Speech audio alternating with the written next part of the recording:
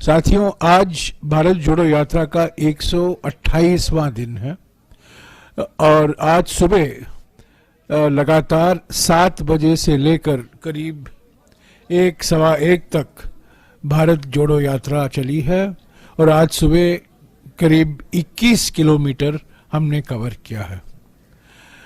2 break point थे और पहले चाय के ब्रेक पॉइंट में राहुल जी की मुलाकात 30-35 वकीलों से हुई थी जो जम्मू और कश्मीर हाई कोर्ट में प्रैक्टिस करते हैं, जाने माने वकील हैं।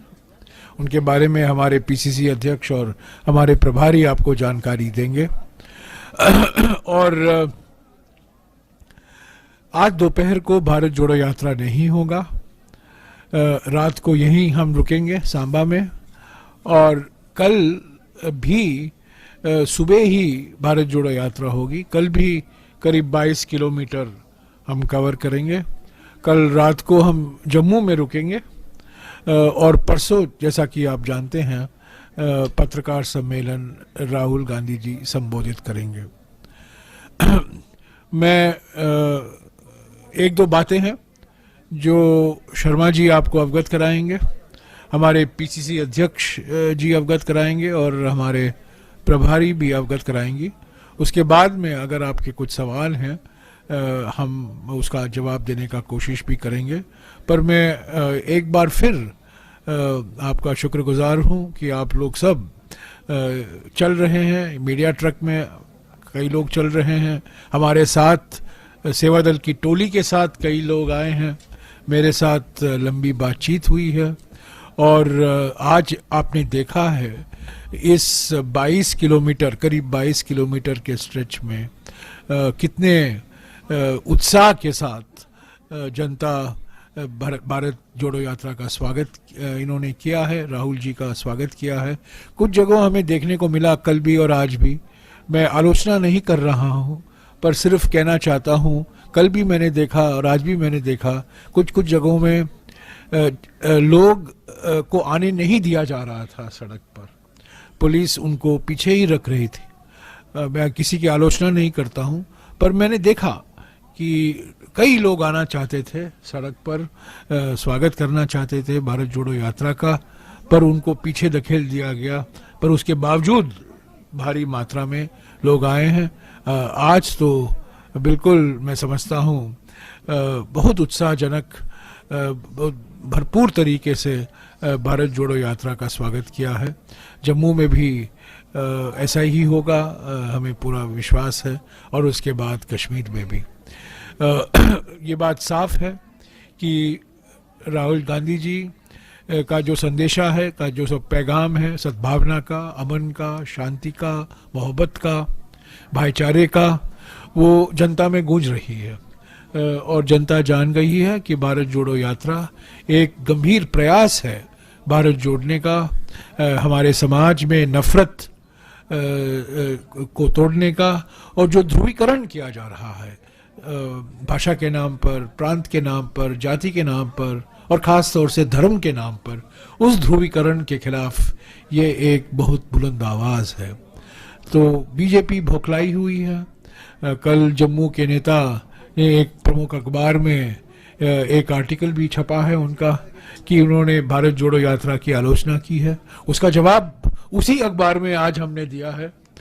हमारे 2 साथी अमिताभ दुबे और सलमान सोज का आर्टिकल छपा है और ये नेता जो मंत्रिमंडल में एक मिनिस्टर भी हैं, उन्होंने घबराए हुए हैं, भौखलाए हुए हैं, परेशानी में हैं क्योंकि 128 दिन के बाद वो उठ गए हैं और वो भारत जोड़ो यात्रा का जिक्र कर रहे हैं। 128 दिन के लिए वो सो रहे थे पर 128वां दिन जब आया और उन्होंने देखा कि खास तौर से जम्मू और कश्मीर में भारत जोड़ो यात्रा को इतना स्वागत मिल रहा है, यहीं के जो सांसद हैं और जो मंत्रिमंडल है, प्राइम मिनिस्टर्स ऑफिस में भी मंत्री हैं, उन्होंने भारत जोड़ो यात्रा की आलोचना करने की कोशिश की है।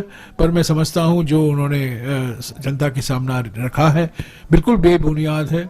आर्थिक विषमताओं के बारे में उन्होंने कुछ कहा नहीं है, सामाजिक ध्रुवीकरण के बारे में उन्होंने कुछ नहीं कहा।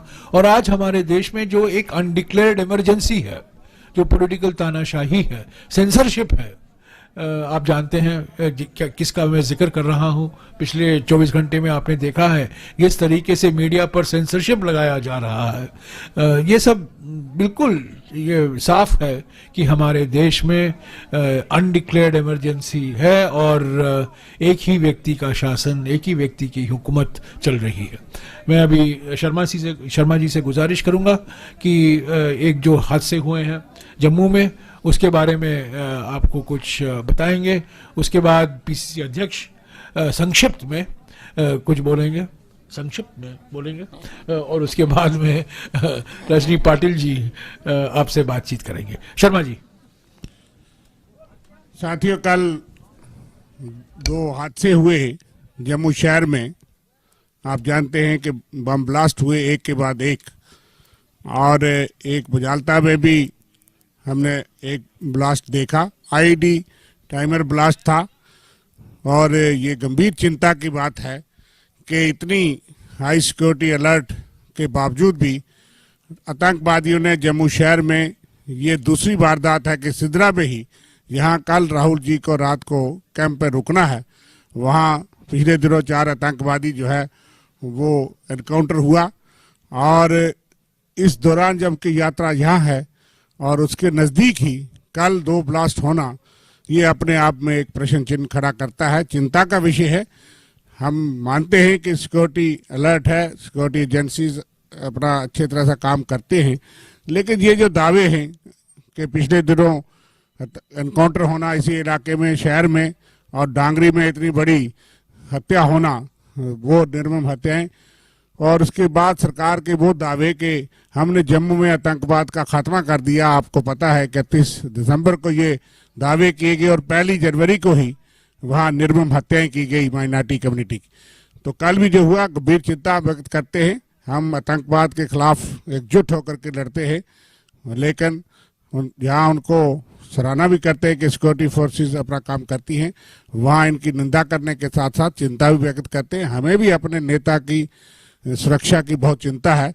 हमने तमाम जो एलजी एडमिनिस्ट्रेशन और सिक्योरिटी एजेंसीज की एडवाइजरी गाइडलाइंस के मुताबिक बिल्कुल व्यवस्था उसी तरह से की, सीमित भी की, लेकिन उसके बावजूद इस तरह की घटनाएं होना चिंताजनक है। मैं इतना ही कहूँगा इस मौके पे, और सरकार से मांग करूँगा कि आतंकवाद के विरुद्ध और कड़ा किया जाए और माइनॉरिटी की किलिंग्स और इस तरह की वारदातों पे और अंकुश लगाया जाए। मैं पीसीसी प्रेसिडेंट विकार सुरवानी साहब से कहूँगा कि वो आपसे बात करें। सब साथियों को सलाम है और आदाब पेश करता हूं। जैसा कि जयराम रमेश जी ने कहा कि भारत जोड़ो यात्रा आज 22 किलोमीटर चली, और आपने देखा मैं सांबा और जो कुठवा का कुछ थोड़ा सा एरिया था, सब लोगों का बहुत बहुत शुक्रगुजार हैं। हम कांग्रेस पार्टी की तरफ से उनका शुक्रिया करते हैं कि जिस उत्सव से आप सब लोगों ने देखा कि हजारों की तादाद में भीड़ जो है वो राहुल गांधी जी के स्वागत में खड़ी थे, और किस तरीके से किन दिल की गहराइयों से, किस प्यार से, किस मोहब्बत से वो राहुल जी को भाई कर रहे थे, टाटा कर रहे थे, और राहुल जी उनको आगे से और प्यार बांट रहे थे। सिक्योरिटी के कारण राहुल जी ज्यादा उनके साथ मिल नहीं सके, लेकिन काफी लोगों से वो बुला के उनसे मिले। तो मैं ये कहूँगा कि जो जयराम जी ने कहा कि जो इमरजेंसी इस वक्त अनडेमोक्रेटिक इमरजेंसी जो इन्होंने अभी लफ्ज यूज किया, उसका सबसे ज्यादा असर जो है वो जम्मू कश्मीर में।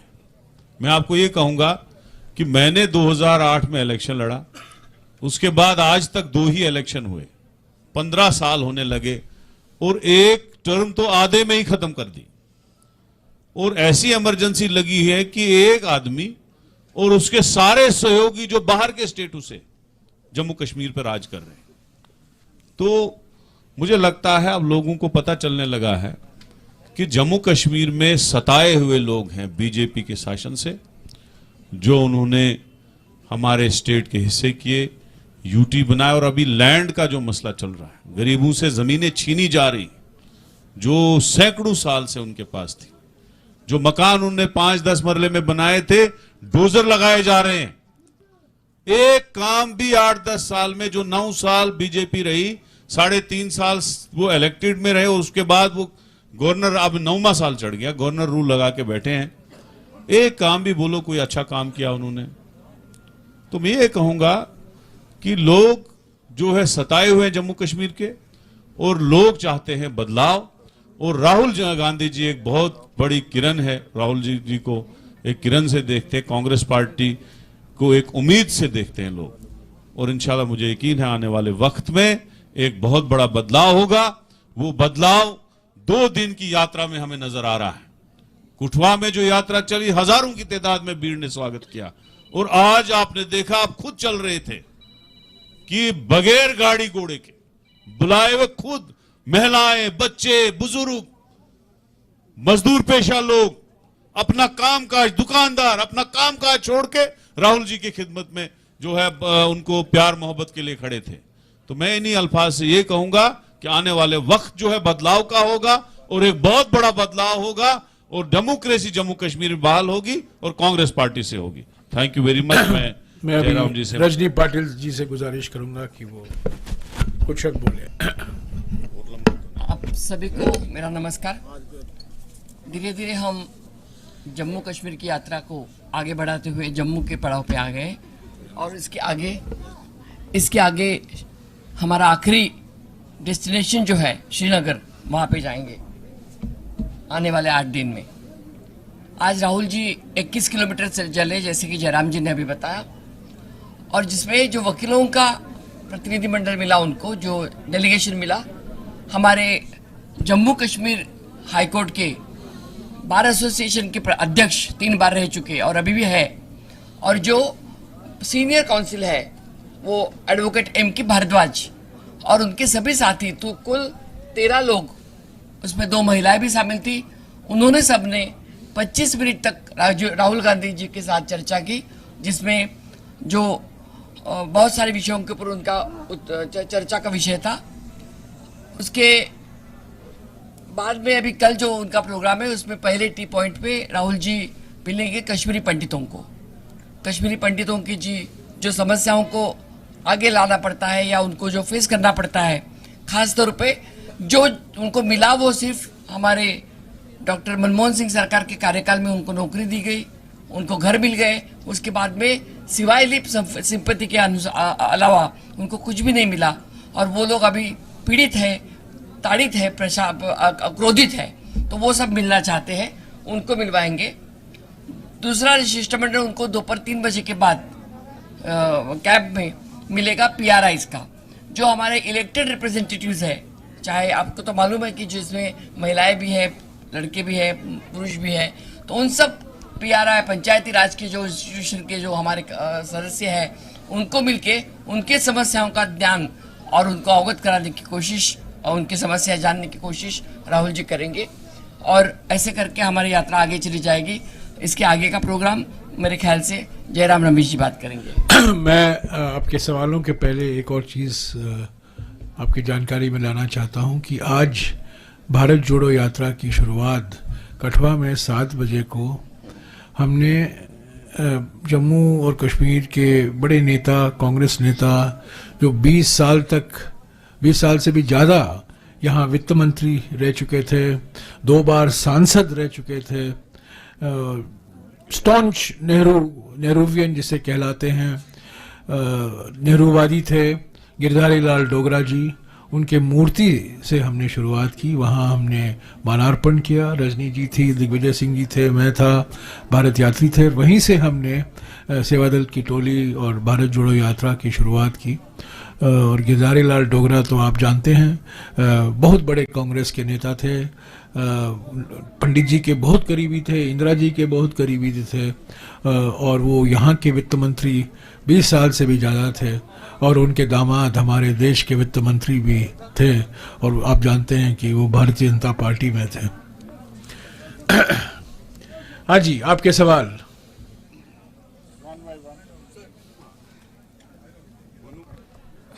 Hello, lot of senior leaders were invited, including Dr. Farooq Abdullah. So was Dr. Karan Singh also invited, and if not, why? I'm invited. Every senior leader has been invited. I think Rajni Patil will inform you. All senior leaders have been invited. And yesterday Dr. Karan Singh spoke at a function in New Delhi, and he welcomed the Bharat Jodo Yatra and supported and applauded Mr. Rahul Gandhi's efforts through the Bharat Jodo Yatra. But I'll ask Rajni ji to give you more information in I detail. personally spoke to him, and he said that in this situation I cannot come because of my health, because he is not well. So he said I cannot travel so much and I cannot walk even, but my all best wishes are there, so I will talk to Rahul ji. That's what he said. I hope you will recall that Dr. Karan Singh is a very young 92. So, he is with the spirit. He is with the Bharat Jodo Yatra in spirit. I believe he spoke yesterday or the day before yesterday at a function where he applauded Mr. Rahul Gandhi's efforts. But physically, he may not be in a position to actually walk. Mic लीजिएगा एक एक करके. हाँ, भाजपा लगातार कटाक्ष कर रही है भारत जोड़ो यात्रा पर कि सबसे पहले राहुल गांधी अपना स्टैंड 370 और पीएचडी अलायंस को लेकर जो है वो क्लियर. देखिए, मैंने बार बार इस सवाल का जवाब दिया है. ये डाइवर्जनरी टैक्टिक है. ये भारत जोड़ो यात्रा के बारे में हम बोल रहे हैं. ये प्रेस वार्ता भारत जोड़ो यात्रा पर है. राजनीतिक मुद्दे नहीं हम इस पर बातचीत करेंगे. राजनीति उसके बारे में अलग से वार्ता हम भेंट वार्ता में हम बातचीत करेंगे. राहुल जी उनका स्टैंड का स्पष्टीकरण देंगे. अभी के लिए हम भारत जोड़ो यात्रा में निकले हुए हैं और बीजेपी की ओर से पहले दिन से प्रयास किया जा रहा है भारत जोड़ो यात्रा को बदनाम करने में और राहुल जी की छवि को बिगाड़ने में और बिल्कुल फजूल की बातें उठाने में. पहले टी शर्ट, बाद में कंटेनर, बाद में जूते, अलग अलग तरीके के मुद्दे उठाए जा रहे हैं. ये सब गंभीर मुद्दे हैं. आर्टिकल 370 गंभीर मुद्दा है बिल्कुल. पर सबसे बड़ा मुद्दा ये है जम्मू और कश्मीर में लोकतांत्रिक प्रक्रिया कैसे आप वापस लाएंगे इस राज्य में. और ये राज्य भी नहीं रहा, अभी यूटी है. ये तो अभी होम मिनिस्ट्री का एक अटैच्ड ऑफिस बन गया है. तो कब ये सवाल ये उठता है जम्मू और कश्मीर में चुनाव कब होंगे, जम्मू और कश्मीर को फिर से फुल स्टेटहुड कैसे मिलेगा. यही तो मुद्दे हैं. हाँ जी सर, एक नाम बोल देंगे ऑर्गेनाइजेशन का विल बी थिंक. हाँ अपना नाम और सर, राजू शर्मा, स्टेट समाचार से. सर, मैं जानना चाहता हूं कि कांग्रेस को आखिर जो भारत जोड़ो यात्रा है उसका मुख्य उद्देश्य क्या है.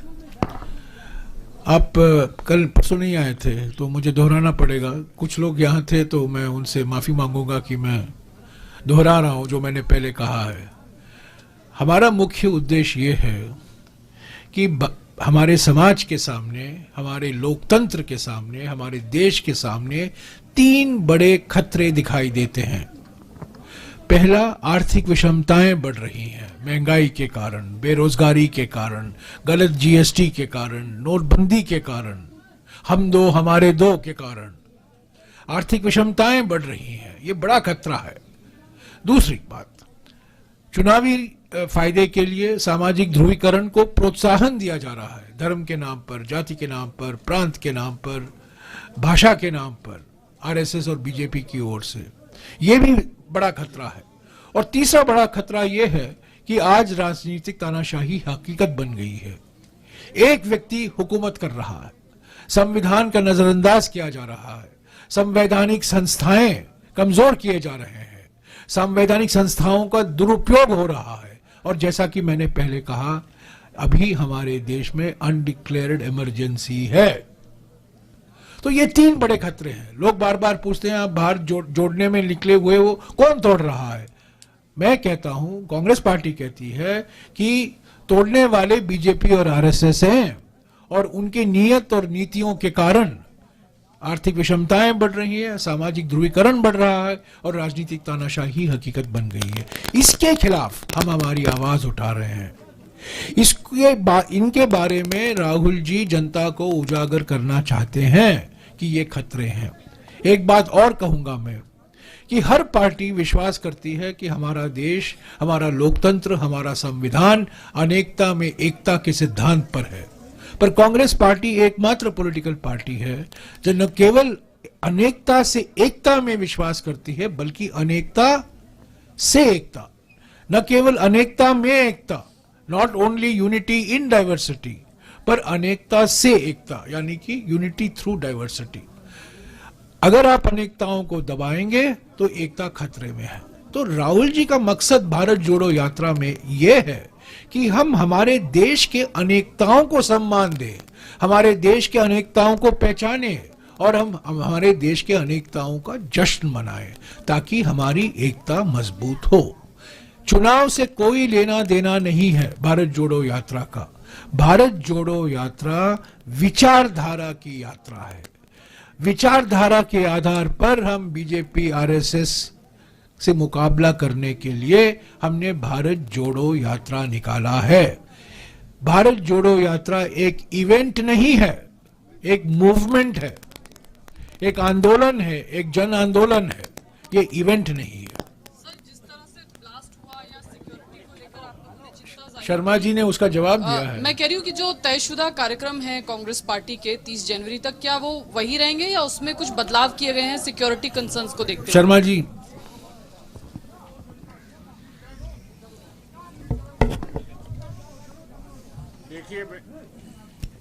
देखिए हमने कहा कि सिक्योरिटी एजेंसीज की एडवाइजरी और उनके कंसल्टेशन से सारा प्रोग्राम तय हुआ है। इस तरह की वारदातें हमें अपने रास्ते से हटा नहीं सकती। आतंकवाद का डट के मुकाबला करेंगे और तयशुदा कार्यक्रम जो है वो चलेगा और हमें पूर्ण विश्वास है कि लोगों का जितना उत्साह है उसमें कोई बाधा नहीं पड़ेगी। बावजूद इसके आने के मैंने चिंता जताई है और हम ये मानते हैं कि सिक्योरिटी एजेंसीज अलर्ट हैं, उसके बावजूद ये वारदातें हुई है तो हमारा प्रोग्राम चलेगा। जयराम रमेश जी, मैं एक बात कह दूं कि अगर आप तो हमारे साथ चली हैं, कहाँ गई चली? हाँ, आप तो हमारे साथ पहले भी चली हैं और आप जानते हैं अलग अलग राज्यों में हम औसत के तौर से 21-22 किलोमीटर करते हैं रोज, पर वो 2 चरण में होता है। तो सिक्योरिटी की वजह से हम यहाँ एक लगातार 22 किलोमीटर कर रहे हैं। आज भी 22 किलोमीटर हमने किया है, 21-22, कल भी 21-22 करेंगे। तो हो सकता है सिक्योरिटी की वजह से हम 2 चरण में भारत जोड़ो यात्रा नहीं करेंगे, पर एक लगातार 22 किलोमीटर। तो भारत जोड़ो यात्रा लंबाई दूरी में हमने कम नहीं किया है, पर वक्त के आधार पर थोड़ा कंप्रेस किया गया। जयराम रमेश जी, आप एक बात फिर, राहुल जी की सुरक्षा के बारे में कोई समझौता नहीं हो सकता, कोई कॉम्प्रोमाइज नहीं हो सकता। हमारे लिए राहुल जी की सिक्योरिटी सर्वोपरि है, सर्वोपरि है।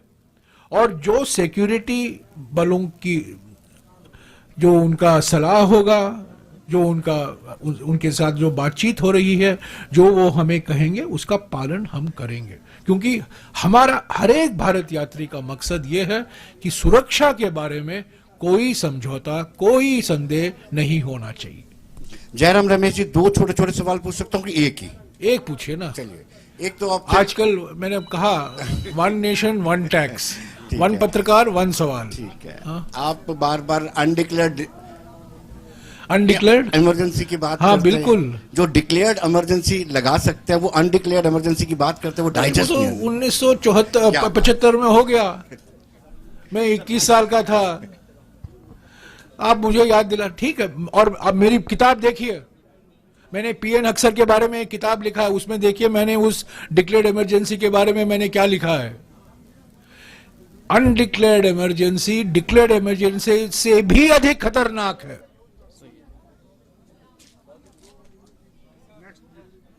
ये एक लोकतांत्रिक दिखावा जो देते हैं ना, ये डेमोक्रेसी की आत्मा को इन्होंने खत्म कर दिया है। सिर्फ चुनाव होते हैं इसका माने नहीं है हम लोकतंत्र हैं।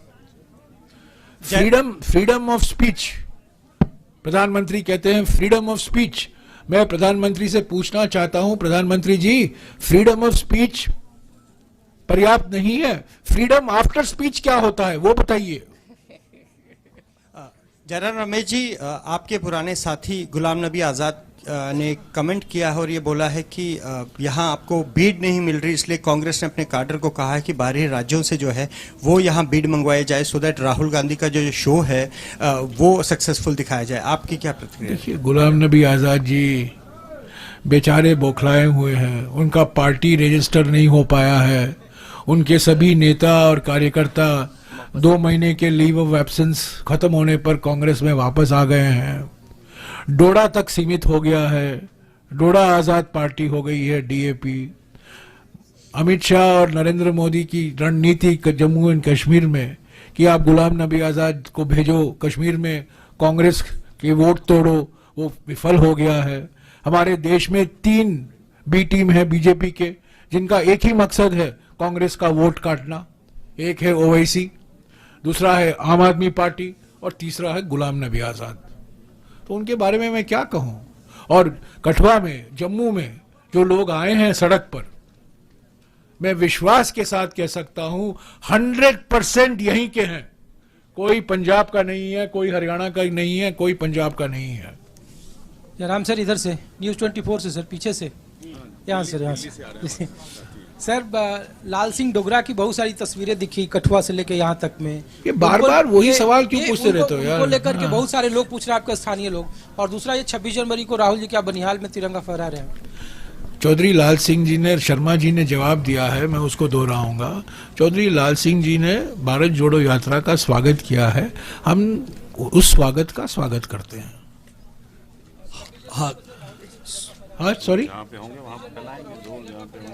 26 जनवरी को राहुल गांधी जी तिरंगा झंडा फहरा रहे हैं। बनिहाल में 26 जनवरी को राहुल जी श्रीनगर में होंगे, बनिहाल में। असल में भारत जोड़ो असल में भारत जोड़ो यात्रा चल रही है, तो रास्ते में जहां पे भी 26 जनवरी होगा और शायद वो बनिहाल में ही होगा, वहीं रहेंगे और वहीं पे फ्लैग होस्टिंग होगा। सर यहाँ पे, सर दिल्ली में नहीं रहेंगे। आपका सवाल जो है ना, मैं जानता हूं आपका मकसद क्या है, वो यही रहेंगे, जम्मू और कश्मीर में रहेंगे, बेफिक्र रहिए, यही रहेंगे। सवाल पूछने से एक छोटा सा, जयराम रमेश जी, आज इस तरफ मैं 2 सवाल पूछूंगा। अगर आप कहेंगे कि एक पूछिए तो मुझे ऐसा लगेगा कि आप भी बीजेपी से इतना इंप्रेस्ड हैं कि 1 टेक्स्ट और 1 ये बात करते हैं, इसलिए मैं 2 सवाल पूछूंगा। पूछिए। पहला सवाल ये कि you said that BJP is rattled because of the popularity of Yatra. That's why they wrote an article against this Bharat Jodo Yatra. So my question is, do you suspect any kind of a foul play ahead of your entering Kashmir Valley? No, I don't want to attribute any motives. BJP from day one has been carrying on a campaign to defame the Bharat Jodo Yatra. In BJP ruled states, Karnataka, Madhya Pradesh, Maharashtra and Haryana, determined efforts were made to stop the Bharat Jodo Yatra. But the Bharat Jodo Yatra was very successful in all the BJP ruled states. Now, I don't think that the BJP expected that the Congress party will take out Bharat Jodo Yatra, number one. I don't think the BJP expected Bharat Jodo Yatra to have such a great public response, number 2. And number 3, I don't think that the BJP expected that we would sustain the Bharat Jodo Yatra now for 128 days and another 8 days remaining. So they have made every effort to defame it. Now Dr. Jitendra Singh has suddenly woken up after 128 days to discover that there is a Bharat Jodo Yatra, and he writes an article. Is completely, I mean, I have said so before and I don't mind repeating it. There is a tribe called historians, but the RSS and the BJP specialize in a tribe called distortians. The job of the distortion is to distort history, and Jitendra Singh is one of the, along with Kiran Rijiju and many others, are very distinguished members of this distortions club. We have responded, 2 of my colleagues, incidentally, this is the 2 colleagues, one is a Dogra and one is a Kashmiri. So it is a Dogra Kashmiri Jugalbandi which has taken on Jitendra Singh. Please read the Indian Express today and you will see the response to the lies that are being peddled by Dr. Jitendra Singh. So my second question. Second question. My second question is, that I asked a question to Farooq Abdullah because government has started a policy of dismantling ecosystem of terror. What they are doing, they are demolishing houses of terror commanders. So when I asked this question to Farooq Abdullah, he said, this is revenge politics and this will alienate people. So what is the Congress stand on this? Do you also believe this is revenge politics and is going to alienate people? I'm not going to get into the specifics of what you're saying, but a Congress party's stand has always been an uncompromising fight against terrorism from whatever source it arises. We should not have any compromise in dealing with either the perpetrators of terrorism or the sponsors of terrorism. Our stand is very clear. Sir आगे की राजनीति में जम्मू कश्मीर की राजनीति में क्या but let me also say this कि BJP की राजनीति, हमारे प्रधानमंत्री की राजनीति प्रतिशोध की राजनीति है, उत्पीड़न की राजनीति है। राजनीतिक विरोधियों के खिलाफ जिस तरीके से संस्थाओं का दुरुपयोग किया जाता है, जो उनके खिलाफ हैं, जो विपक्ष की पार्टी हैं, उनके नेताओं के खिलाफ जो एजेंसियों का खिलाफ इस दुरुपयोग किया जाता है, मैं समझता हूं ये बिल्कुल भय, डर और प्रतिशोध फैलाने के लिए है। हमारे प्रधानमंत्री एफडीआई में बहुत विश्वास रखते हैं, हमेशा कहते हैं मैंने एफडीआई लाया, एफडीआई आ रहा है। उनके लिए एफडीआई का माने क्या है? फॉरेन डायरेक्ट इन्वेस्टमेंट नहीं, एफडीआई माने फियर, डिसेप्शन एंड इंटिमिडेशन। ये है असली एफडीआई। सर जो आगे की राजनीति है जम्मू कश्मीर की, क्योंकि हमने देखा जब लखनपुर आए थे राहुल गांधी जी, फारूक अब्दुल्ला ने बड़ा वार्म वेलकम किया उनको और उन्होंने भी रिस्पॉन्ड अच्छा दिया। क्या आगे की राजनीति में यहाँ कोई फ्रंट बनने वाला है बीजेपी के खिलाफ, जो कांग्रेस, पीडीपी, नेशनल कॉन्फ्रेंस का कोई फ्रंट बनने वाला है? क्योंकि राजनीति भारत जोड़ो यात्रा किसी फ्रंट बनाने के लिए नहीं निकाला गया है। Bharat Jodo Yatra has not been started to create any front. Bharat Jodo Yatra has been created to leave nafrat behind. नफरत छोड़ो, भारत जोड़ो। We are talking non political language, we are talking the language. Rahul Gandhi ji बार बार कह रहे हैं सद्भावना, भाईचारा, प्रेम, शांति, मोहब्बत। So whether what will happen politically, time alone will tell. Time alone will tell. The Bharat Jodo Yatra is not a platform for discussing issues of political unity for other political parties. Though there will be other platforms. Yes. We are a political party. We are not an NGO. We are not a group of sannyasis. We are a political party. And the Bharat Jodo Yatra is aimed at fighting the divisive politics of the BJP. Yes. Sir, my question last question. I'm from social media and मैं काफ़ी लंबे अरसे से ये चीज़ watch कर रहा हूँ जम्मू कश्मीर के अंदर कि जिस तरीके से कश्मीर की मेन स्ट्रीम पॉलिटिकल पार्टीज़ ने आप लोगों का समर्थन किया। डॉक्टर फारूक अब्दुल्ला लखनपुर में आए, उन्होंने वेलकम किया, ग्रैंड वेलकम हुआ। क्या कल को पीएचडी अलायंस को कांग्रेस सपोर्ट देगी? क्या पीएचडी अलायंस को सपोर्ट मिलेगा कांग्रेस? ये भारत जोड़ो यात्रा के बाद ये सब सवाल कीजिए, ठीक है? भारत जोड़ो यात्रा में हम ये चुनावी राजनीति, अलायंस की राजनीति के बारे में हम नहीं बात करते। भारत जोड़ो यात्रा में हम विचारधारा की राजनीति के बारे में बात करते हैं, ठीक है? थैंक यू, धन्यवाद। Thank you. बहुत बहुत शुक्रिया।